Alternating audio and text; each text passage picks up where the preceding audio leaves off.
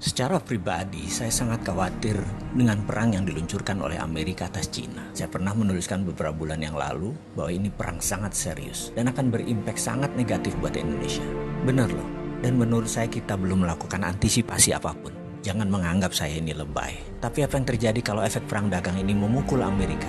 Atau dengan kata lain, Amerika yang kalah. Amerika yang merasa sebagai New World Order mendapat tantangan dari pasukan kuning Cina. Dan kalau Amerika sampai kalah, dunia berubah kutubnya. Bergeser centrum of gravitatis kalau bahasa intelijennya. Dan kita bisa lihat apa yang terjadi jika nanti benar ramalan saya ini terjadi. Kita semua tahu menjadi penguasa dunia itu sangat menguntungkan, baik secara ekonomi, apalagi secara politik. Amerika sudah menikmati 70 tahun hingga saat ini, dan sekarang mendapat tantangan dari negara Cina. Mungkin saat ini kekuasaan Amerika tinggal 50% pengaruhnya terhadap dunia. Ada yang menganalisa mungkin lebih kecil, alias Amerika jadi negara sunset, dan Amerika tahu itu. Amerika panik. Saya pernah menulis bahwa Roma, Bizantium, dan Konstantinopel menguasai dunia hampir 1000 tahun. Dalam 1000 tahun itu, Roma ditantang 8 kali oleh kaum barbar versi Roma. Namun akhirnya tumbang juga oleh Genseric. Ini tidak usah saya ceritakan kali ini, tapi saya tulis lengkap di buku hitam. Jangan pernah berkata saya tidak pernah memperingati Anda. Kita balik ke cerita tentang Amerika dan perang dagang dengan Cina. Sekarang belum 100 tahun Amerika sudah mendapatkan tantangan super hebat yang Amerika tidak pernah bayangkan sebelumnya. Secara militer, mungkin Amerika masih mendominasi. Namun secara teknologi, Cina sudah menyamai. Secara perdagangan, Cina sudah menguasai dunia. Secara logistik dan distribusi, Cina yang menang. Uang, Wall Street, Cina punya sendiri. Cina punya Hudsonian New Economic Model. Kalau sosial media atau informasi, apakah Amerika yang pemenangnya? Mungkin di dunia ya saat ini.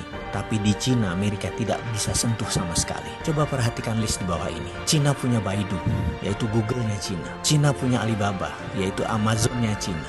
Cina punya Didi Sucing, Uber-nya Cina. Weibo adalah Twitter-nya Cina. Renren adalah Facebook-nya Cina. WeChat adalah WA-nya Cina. Youku adalah YouTube-nya Cina. QQ adalah Gmail-nya Cina. Dia sudah lengkap untuk mengantisipasi semua hal yang Amerika unggul kesannya secara teknologi atau sosial media. Bahkan ketika perang teknologi dilancarkan oleh Trump, setelah 5 kali serang Cina dengan tarif barang Cina dinaikkan 25%. Kemudian Trump melarang Android untuk dipakai Huawei. Apa yang terjadi? Ternyata Huawei sudah punya platform OS sendiri yang bernama Hongmeng OS, sehingga tidak terlalu berpengaruh. Amerika kecele berat di situ. Huawei chipnya ternyata 50% sudah buatan sendiri. Dan 5G tidak pakai platform ZTE yang Amerika punya.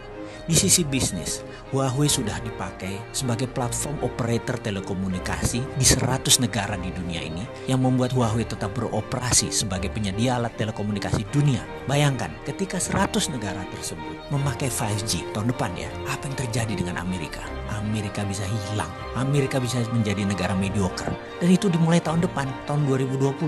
Prediksi saya, yang mudah-mudahan kali ini salah, Amerika akan mengalami inflasi besar di tahun 2020. Di sisi lain, tahun itu juga tahun politik di Amerika. Trump pasti habis-habisan akan berjuang untuk jabatan kedua kalinya yang akan membuatnya semakin tidak terkendali memblok barang-barang Cina, yang akan membuat harga retail di Amerika naik 20% karena ketergantungan akan produk Cina di Amerika sudah lebih dari 40%. Efeknya, bayangkan di tahun 2021. Dunia bisa kena resesi imbas resesinya Amerika. Dan ini bisa memicu sebuah kata bijak. The end of trade war is the beginning of military war. Berakhirnya perang dagang adalah saat dimulainya perang militer. Pertanyaan kita sekarang, Indonesia siapkah?